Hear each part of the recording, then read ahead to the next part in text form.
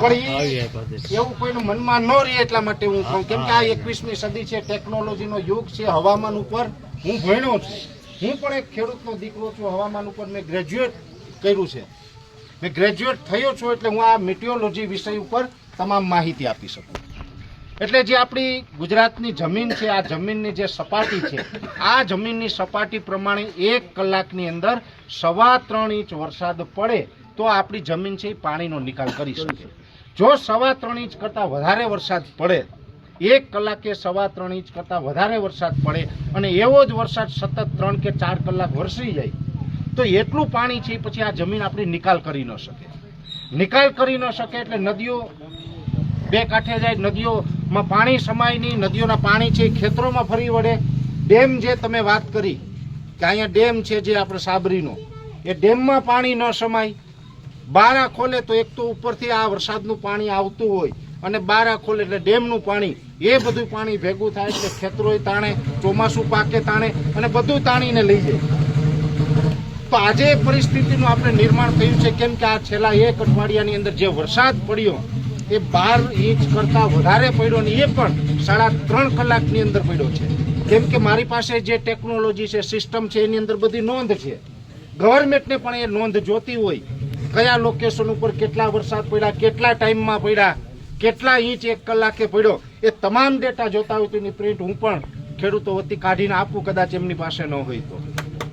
પણ સામે સરકાર પાસે પણ આખું હવામાન વિભાગ છે અને એ હવામાન વિભાગના અધિકારીઓ છે, એને પણ તમારા મારા ટેક્સના પૈસામાંથી એને પગાર ચૂકવવામાં આવે છે. એની પણ જવાબદારી છે કે આવી પરિસ્થિતિનું નિર્માણ થવાનું હોય તો એની અગાઉથી સરકારને પણ સાવચેત કરવા પડે, કલેક્ટરને પણ જાણ કરવી પડે, ખેડૂતોને પણ જાણ કરવી પડે કે આવી પરિસ્થિતિનું નિર્માણ થવાનું છે. કેમ કે તમે મને જોતા હશે, સાંભળતા હશે, ત્યારે પણ મેં એક વાત કરી હતી કે ભાઈ આમાં આ રાઉન્ડની અંદર જે વરસાદ પડવાના છે 12 થી 15 ઇંચ સુધીના વરસાદો આવશે અને 12 થી 15 ઇંચ સુધીના વરસાદો આવે તો સ્વાભાવિક રીતે નુકસાની જાય.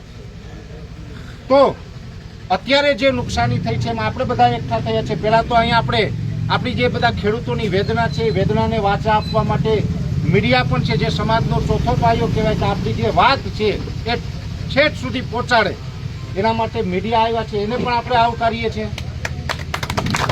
એટલે મીડિયાના મારફતે આપણે એ વાત કરી રહ્યા છીએ કે આમાં દરેક પ્રકારની યોજના હોય.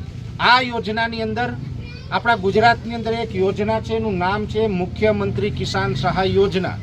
કેમ કે કોઈ પણ આપણું નુકસાન છે આપણે માગવું હોય તો કાયદા મુજબ માગી શકીએ, કાયદા વિરુદ્ધ કાંઈ ન માગી શકીએ. તો કાયદાની વાત છે તો કાયદાની અંદર મુખ્યમંત્રી કિસાન સહાય યોજના, આ યોજનાની અંદર 2 કલમ છે. એક છે કલમ ઘ, બીજી છે કલમ 9. કલમ ઘની અંદર જ કલમ 9 નો સમાવેશ છે. તો મુખ્યમંત્રી કિસાન સહાય યોજનાની અંદર કલમ ઘ અને કલમ 9 આની અંદર સ્પષ્ટ આદેશ છે કે જ્યારે પણ દુષ્કાળ પડે, વાવાઝોડું આવે, અતિવૃષ્ટિ થાય, આ હોનારત થાય, ડેમ તૂટે અને કોઈ પણ કુદરતી આફતને કારણે જે આપણે ખેડૂત ભાઈઓને નુકસાન થાય તો એ નુકસાની માટે સરકારે 72 કલાકની અંદર આદેશ કરી અને આ જેટલા ગામડાઓની અંદર નુકસાની હોય એ નુકસાનીનો સર્વે કરે અને સર્વેની અંદર જેટલા ટકા પણ નુકસાની હોય એ નુકસાનીનું વળતર છે એ 2 હેક્ટરની મર્યાદા પ્રમાણે, કેમ કે 2 હેક્ટર છે એ પણ બંધારણ મુજબ છે, એટલે બંધારણની જોગવાઈ છે 2 હેક્ટર સુધીની, તો 2 હેક્ટરની મર્યાદામાં સરકારે એ વળતર આપવું જોઈએ. ત્યારે અત્યારે સેમ આ પરિસ્થિતિનું નિર્માણ થયું છે. અત્યારે આ જ પ્રકારની નુકસાની આગળ અમે હમણાં લુસાડાથી ડેરવાણને થઈને પછી અહીં મઘરવાડા આવ્યા, ડેરવાણમાં પણ એ જ પ્રકારની નુકસાની છે, મઘરવાડામાં પણ આ પ્રકારની નુકસાની, પછી અહીંથી આગળ માણેકવાડા હોય કે દરિયાકાંઠા સુધીના છેક સુધીના જે ગામડાઓ છે બધા ગામડાઓની અંદર આ નુકસાની છે.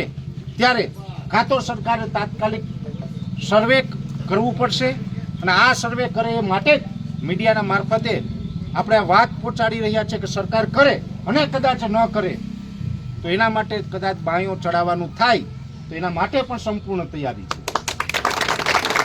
કેમ કે આમ તો મેં હમણાં ડેરવાણમાં પણ કીધું, ભાઈ ગોવિંદભાઈ સાથે હતા, હા હા હા એક મિનિટ, કે દરેક ગામની દરેક વસ્તુ પ્રખ્યાત હોય.